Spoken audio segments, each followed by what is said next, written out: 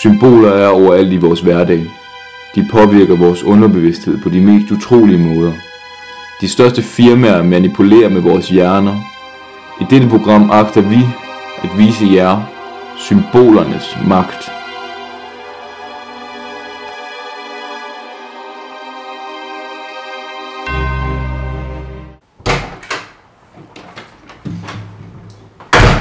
I dagens Danmark er der symboler overalt.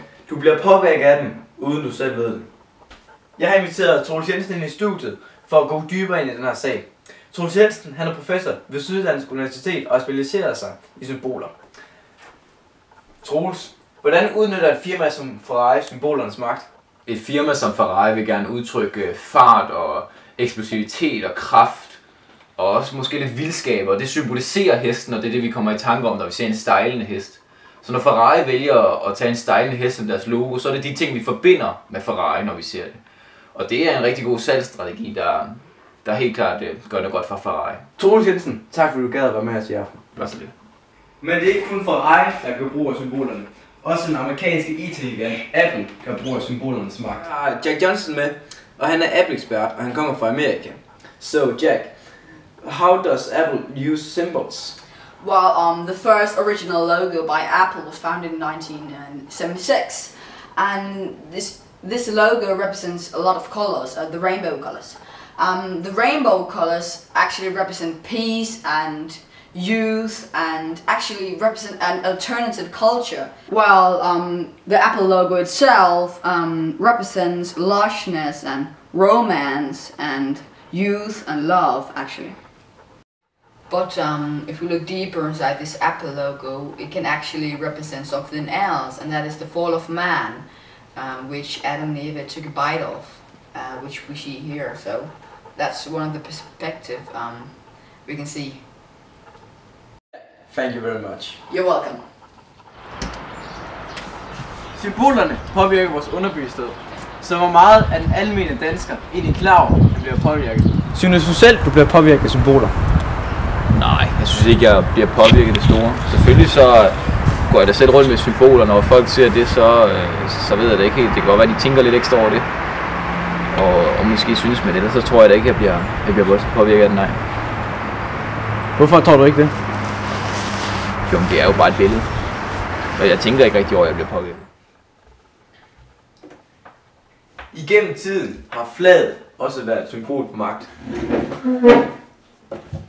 Hvordan symboliserer flaget magt? Jo, men altså, flaget har altid symboliseret magt gennem tiden. Det ses tydeligt også ved pirater, som bruger det til at hejse det op, efter de har vundet slaget, og så vise, at det her skib, det vi hersker over. Et andet eksempel, det er Neil Armstrong, som var den første mand op på månen, hvor han satte sit flag. Et andet eksempel, det er Usain Bolt, når han så har vundet sit 100 meter løb, eller hvad han nu end løber, så tager han sit jamaikanske flag om på ryggen, og så løber han rundt, og så viser han, at jeg har altså vundet det her løb, det er mig, der er den bedste. Så det er en eller anden symbolik og en sammenhæng mellem flaget og magt. Religiøse symboler har eksisteret næsten lige så længe som mennesket. Hver religion har deres eget varemærke, og når de kæmpede om, hvilken tro der skulle være den rigtige, blev de anført af deres varemærke eller symbol.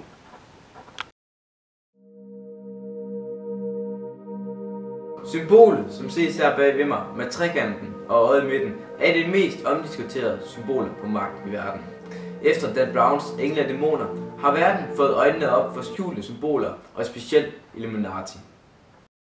En af grundene til, at Illuminati har fået så meget omtale, er fordi deres symbol fremgår på den amerikanske $1-side. Og igennem tiden har der været mange konspirationsteorier om hvorfor. Men det stopper ikke her.